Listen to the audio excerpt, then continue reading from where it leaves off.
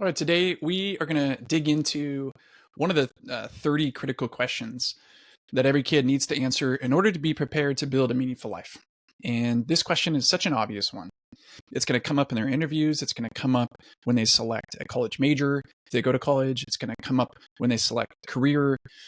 It really affects all of life, but it's such an obvious, right in front of you question that I think it's too often missed. Here's the question. What are your strengths? What are you good at?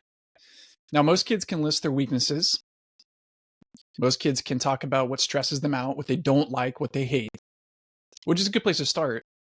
But their strengths, not as much. And that's a problem. Partially, that's a problem because the way school currently is set up, most schools, traditional schools, that require you to be really excellent at everything in order to do well. I remember in my high school, I took 7 classes. It was a college prep private school.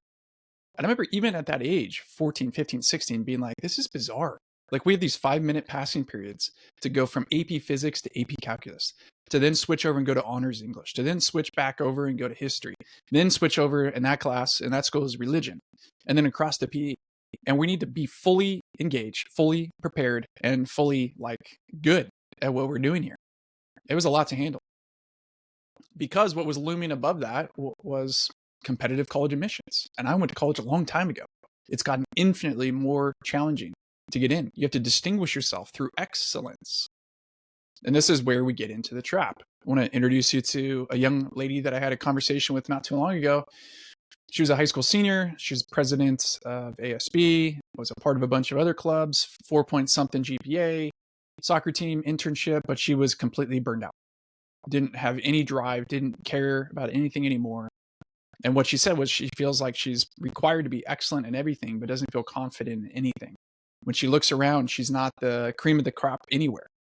There's other people smarter than her in every single class.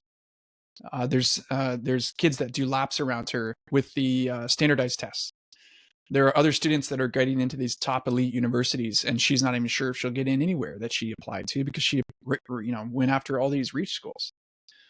So here's the question I asked for her. Well, let's start with your natural strengths. And she froze. So great at checking boxes, but no idea what really makes her unique. No clue what really truly energizes her. She's been doing this, been at this for so long. She's lost sight of the innate wiring that she has that draws her and gives her energy to pursue something, to become excellent at something. Now, if we continue to tell kids that they have to be good at everything, they cannot miss a beat. They have to go from school to practice, back over to dinner, back to schoolwork, make sure you're, off your screens. And if you're on your screens, make sure you're curating your perfect image for college admissions. You're avoiding things that'll put you in a bad light.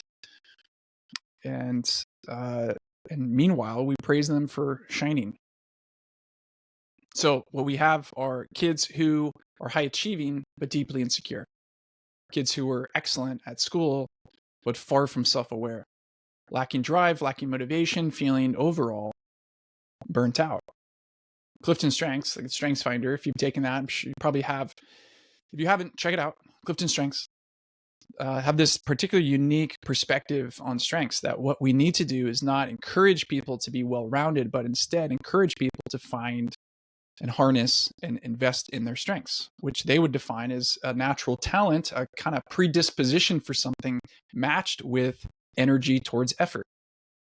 Strengths aren't just what you're good at. That'd be more like skills or competencies, but it's where you find life. It's what energizes you because it comes naturally and actually gives you momentum, actually propels you when you're participating in your strengths. And there might be other people that are stronger or more skilled in your strength, but they might not have that as a strength. Kids who know their strengths ultimately become more confident, more engaged, and really more hopeful about their future, which Science of Hope would say good things. But kids will drift into burnout, resentment, a vague sense of failure, not measuring up, always feeling behind, even when they're quote unquote succeeding. And they might be tempted to build their value, their external validation on grades that they get, scores they get, acceptances they get, but not internal clarity. Becoming great performers, but poor discerners. of their purpose. And here's, I think, the point of this episode. If your kid can't name their strengths, they're going to spend their time trying to measure up instead of leaning into who they actually are. So what's our role? Help kids discern their lane, their strengths. Purpose doesn't come out of thin air. It often starts with that question. What am I good at that I'm drawn to? When a kid can find ingredients of that, they begin to see how they can make an impact in their unique way, not someone else's. That's when they start to kind of come out of hiding and come out of pretending, come out of mirroring what other people expect them to be. They come out of a sense of trying to measure up and find validation through external success. And I know this after many years of doing this work. You cannot build a life by fixing your weaknesses or by being well-rounded. You can't build a meaningful life that way. You build it by knowing your strengths and aiming them at something that matters to you. So what can we do? Here's a few things. Ask your kid this week really simple questions. What do you feel like you're naturally good at? What do your friends come to you for? What are you known for? What kind of work or part of work feels easy to you, but maybe hard or difficult for others? Those are just natural questions to help them start thinking about their own life.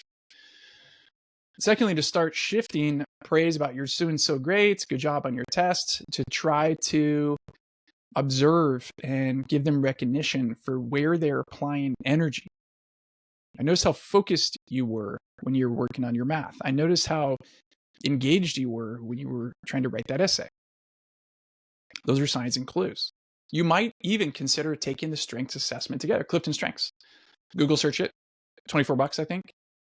I'm going to do that with one of my kids this week and a friend of theirs. To help them take the test and walk with them through the results. CliftonStrengths does a fantastic job giving you understanding of how this shows up in your life, how to invest in this particular strength. They have 34 different themes that they're testing for. It's been validated many times over. I think something like 43 million people have taken the CliftonStrengths. It's a very, very useful tool. And the language that it provides your kid can help them in a number of ways. Make better choices, be a compass, but even ultimately help inform the choices they make and the grid that they make for what college, what major, what career, in addition to providing the vocabulary to write things like college essays, talk out loud at an interview, those sorts of things. Really extremely useful.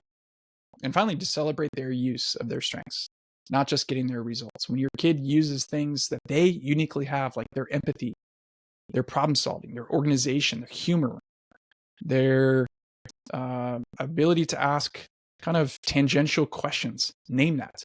You really used your strategic thinking to figure that out. I saw you apply empathy to that situation. I noticed that you were, everyone else was really tense, and you almost like waited for the right moment to bring a moment of joy and humor. Like those are signs of how you're naturally wired, which makes you distinctly different than everybody else. Here's the punchline. When a kid understands their strengths, they stop trying to be good at everything and start building a life that fits for them. So I want your kids to be able to answer that question. What are your strengths? I want them to not only know them, but to start leaning on them as a compass to figure out what to do next. So ask your kid today, what are your strengths? Let them wonder, let them process, and begin to own it. And of course, it always comes back to you, your own sense of what your strengths are. Model that for them, that it's normal, expected to be reflecting on your strengths and investing in them. I'll be back next week, another episode.